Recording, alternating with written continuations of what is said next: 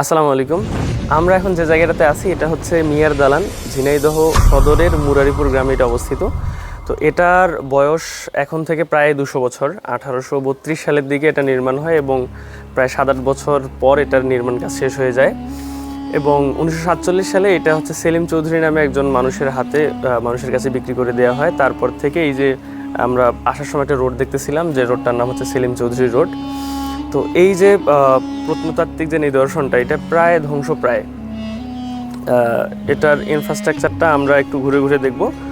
যদি কেউ যে রাজা জমিদারের বাড়ি, তাহলে তো ভুল হবে। সেলিম চৌধুরী ছিল একজন আউলিয়া, আল্লাহর ওলি। ঢুকে আমরা হচ্ছে প্রথমেই হাতের ডানে যাই। হাতের ডানে গেলে পাবো হচ্ছে একটা সিঁড়িঘর। এই দিক দিয়ে সম্ভবত সিঁড়ি ছিল, এটা একটা ধ্বংসস্তূপে পরিণত হয়ে গেছে। সিঁড়িঘরের পরে এটা হচ্ছে রান্নাঘর, যেটাও মোটামুটি ধ্বংসস্তূপে পরিণত হয়ে গেছে। এবং আমরা আরেকটু আগে এলে এদিকে পাবো হচ্ছে একটা গোসলখানা এবং এইদিকে হচ্ছে টয়লেট। এইদিকে টিউবওয়েলটা সম্ভবত পরে বসানো হয়েছে। আমরা একটু রান্নাঘরের ভেতরে যাই। তেমন কোনো কিছুই নাই এখানে।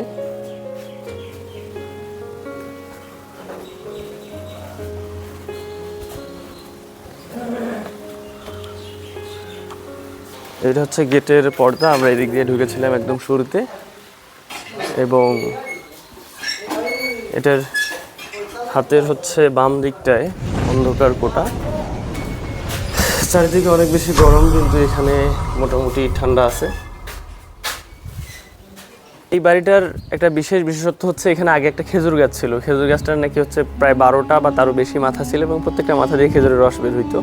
তো এই খেজুরের গাছটা এখন নাই, তবে খেজুরের গাছটার কথাবার্তা এখনও প্রচলিত আছে আর কি। আর এই বাড়িটা তো ধ্বংস প্রায়। আমরা এখন একটু 2 তলা ওঠার চেষ্টা করতেছি।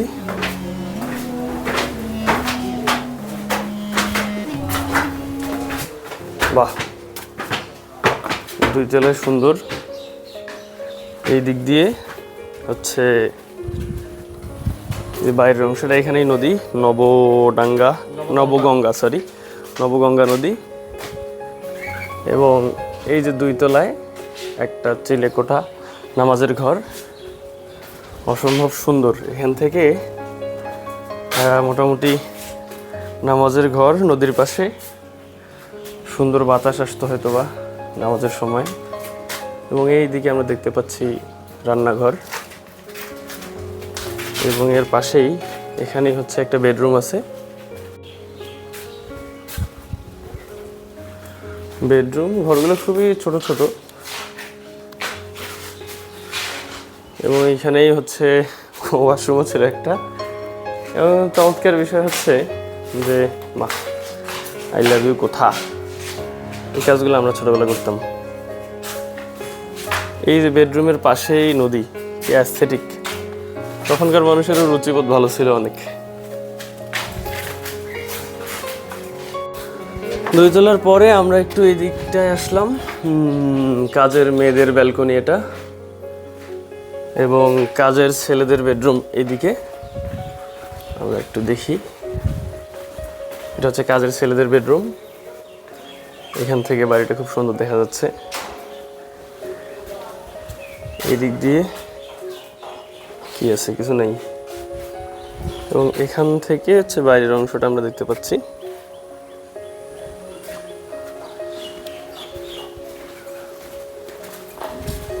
এখানে আসার জন্য কোনো টিকিট লাগে না, তবে এইখানে হচ্ছে কিছু মানুষজন আছে, ওনারা দাবি করেন যে ওনারা উত্তরসূরি, তাদের হাতে কিছু টাকা দিয়ে দিতে হয়, কারণ ওনারা নাকি সরকারি কোনো বেতন পায় না। আমরা এখন একটু ছাদে যাওয়ার চিন্তা করতেছি, দেখি ছাদে এই জিনিসগুলো সম্ভবত পরে করা হয়েছে। সিঁড়ির এই যে ঢালাইগুলো, ছাদে যাওয়ার আগে এদিকে একটু যাই। এদিকটাতে কি আছে? তেমন কিছুই নেই। ছাদটা এখান থেকে প্রকৃতির সৌন্দর্য। এইখানে হচ্ছে গেটের যে সামনের অংশটা, এবং এইদিকে কি আছে? এইদিকেও তেমন কিছু নেই। তো এই বিল্ডিংটার ইতিহাস ঐতিহ্য নিয়ে খুব বেশি কিছু বলার নাই, জাস্ট হচ্ছে এখানে গেটে একটা সুন্দর লেখা আছে কাব্যিক ভাষায়। ওই লেখাটার ব্যাখ্যা যদি আমরা জানি তাইলে মোটামুটি এখানে যত কিছু জানার সেটা আমরা জানবো। তো লেখাটা লেখা আছে হচ্ছে শ্রী শ্রী রাম মুরারি দহ গ্রাম, অর্থাৎ বিবি আশরাফুন্নেসা নাম। তো এইখানে সলিমুল্লাহ খান নামে একজন এই বাড়ির যে মালিক ছিলেন সলিমুল্লাহ খান। সলিমুল্লাহ খানের বাবা হচ্ছে এই এলাকার একজন দেওয়ান ছিলেন রাজার। তো উনি মোটামুটি বেশ প্রসিদ্ধ ছিলেন এবং এই সলিমুল্লাহ চৌধুরী হচ্ছে মুরারি নামে একজন রমণীর প্রেমে পড়েন। উনি হিন্দু ছিলেন, ওনাকে বিয়ের পরে ওনার নাম হয় আশরাফুন্নেসা।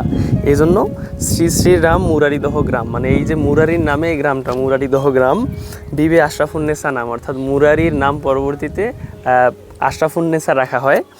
তারপরে হচ্ছে কি কহিব হুরের বাথান, অর্থাৎ ওই মেয়ে একদম সুন্দরী ছিল, হুরের মতো সম্ভবত। আমি এটার এক্সাক্ট ব্যাখ্যাটা বলতে পারতেছি না, তবে আমার মনে হচ্ছে যে এটাই হয়তো ব্যাখ্যা হতে পারে। ইন্দ্রের অমরাপুর নবগঙ্গার উত্তর ধার ৭৫,০০০ টাকায় করিলাম নির্মাণ, অর্থাৎ এই যে বাড়িটা, এই বাড়িটা নির্মাণ করতে ৭৫,০০০ টাকার মতো ওই সময়ে খরচ হয় আর কি, ১৮৩২ সালের দিকে। বা যেটা ১২২৯ বঙ্গাব্দ থেকে ১২৩৬ বঙ্গাব্দ পর্যন্ত এটার নির্মাণকাল আর কি। এদেশে কাহার সাধ্য বাঁধিয়া জল নামে কমল সমান, কলিকাতার রাজচন্দ্র রাজ ১২২৯ সালে শুরু করি কাজ, ১২৩৬ সালে সমাপ্ত দালান। অর্থাৎ আমরা কিন্তু পুরো বিষয়টা জাস্ট এই কবিতার লাইনগুলোর মধ্যে আমরা বুঝতেছি যে হচ্ছে সলিমুল্লাহ চৌধুরী একজন মহিলাকে বিয়ে করেন যার নাম হচ্ছে মুরারি। মুরারির নাম পরবর্তীতে হয় হচ্ছে আশরাফুন্নেসা, হুরের মতো সুন্দরী ছিলেন উনি।